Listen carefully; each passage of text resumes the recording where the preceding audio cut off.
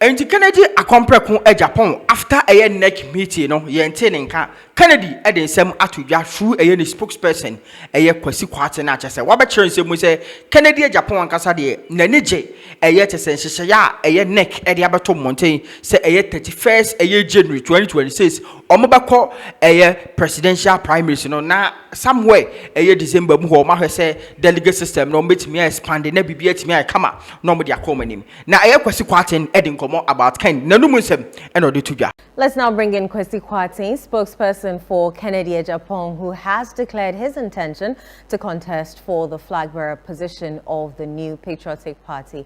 You're welcome to the channel and newsroom. Yeah, thank you, and very good evening to you, and good evening to your viewers. Right. Before we talk about Kennedy Agyapong's campaign, though, the insert that just played was your former boss. So, how is this going to work? Are you supporting him or you're supporting Kennedy Agyapong? I expected that. I mean, when I saw the incident, you know that this question was inevitable. Certainly, you are going to ask me. Yeah. In terms of my support, I've already made a declaration and made a stance that I'm going to support the Honorable Kennedy Agyapong, which I'm doing the same. But of course, I do respect the decision of my former boss. I mean, I don't even want to use my former boss. He's still my boss. They say once a soldier, always a soldier. He's a fine gentleman, like any of the other aspirants or hopefuls who want to contest, i.e. Dr. Baumia himself, Dr. Luchum, Dr. Agyapong. I think the doctors are many. three doctors. I also understand that Mr. Kobna, Engineer Kobna Agyapong also want to contest. And also that of the Honorable Patrick Boama, he also want to contest. So I am of the view that they are all fine brains. We wish them the best, but in terms of who I believe can rescue power for the NPP within the shortest possible term, particularly 2028, I am of the view that Honorable Kennedy Agyapong is ahead, and for that matter, I am supporting him from now. Maybe subsequently or in the future, I may consider supporting any of the other aspirants, but for now, in terms of who can win power, I am supporting Kennedy Agyapong. Right. We understand that the potential aspirants were consulted ahead of this decision. Can you confirm whether Kennedy Agyapong was part of that engagement, and what are his views on the process? Are you referring to the decision of the National Council? Yes. I do not know whether that is the requirement of the constitution of the party. Because National Council happens to be a decision-making body of the party. Obviously, the annual delegate conference is the highest decision-making body. And I do not think when they want to make any decision, they have to consult it. I mean, maybe out of courtesy, but I am aware that in terms of the invitation to the members of the National Council and NEC, I am aware that it was even public. So in terms of, or in that regard, the Honorable Kennedy Agyapong and any other NEC member will know, and even myself, I got to know because it was made public. But in terms of arriving at the decision, I do not think they require the input of any party member or any other of the aspirants. Maybe when the elections proper is set on roll, and for that matter, they are making decisions or guidelines that regulates the elections, I'm sure they will have to take their input. But with regards to the decision making as to the date and the approach of the election, I'm sure that is the sole prerogative of the National Council. Okay, let's talk about this decision. So it's aimed at maintaining or stopping, minimizing internal conflicts within the party. From where you stand, is this the right strategy? Well, let me say that, well, the National Council more or less were performing a constitutional duty. Of course, in a democratic dispensation, people may not necessarily be happy with any decision that comes from a body like the National Council. But at the end of the day, whether you agree or you disagree, you may have to still respect it, especially when you are a member of the party and you are also being governed by the same constitution. Reasons has been given. There are people who disagree. There are people who have different opinions.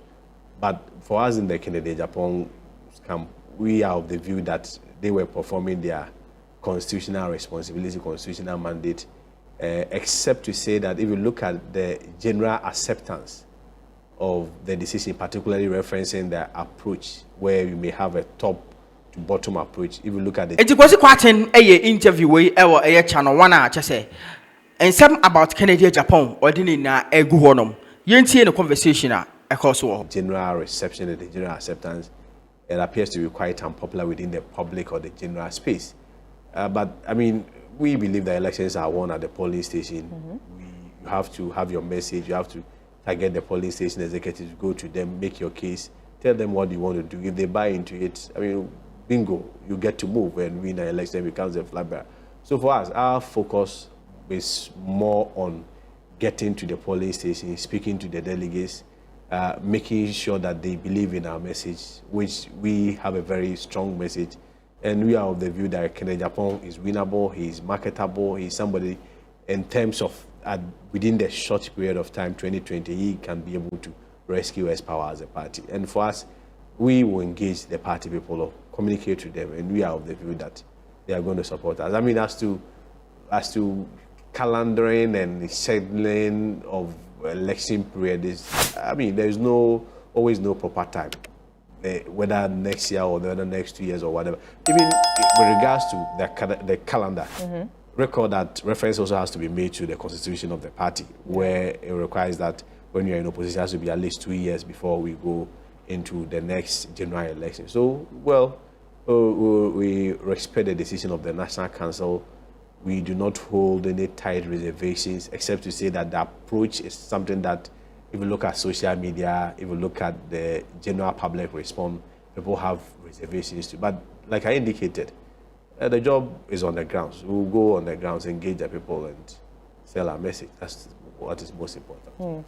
So some critics are of the view that this is a move or a calculated attempt to tilt the playing field towards a preferred candidate. How do you respond to that allegation? Well, opinions are like noses. they may not be entirely wrong. They also may not be entirely right, especially when you look into the past and you also look at some conduct by certain individuals that ordinarily we expected them to be fair, candid, neutral, and take some form of adjudicating position.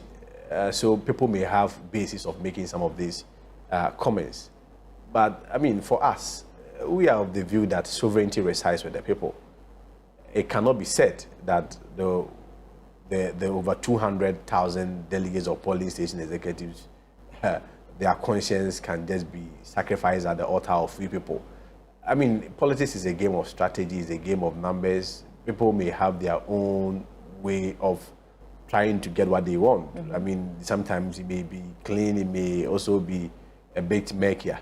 But for me, the most important thing is that I trust in the judgment of the people, the polling station executives down there.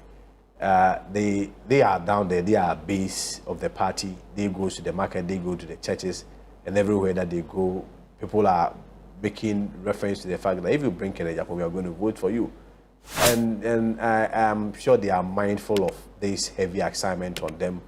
They are very aware of the realities of the ground.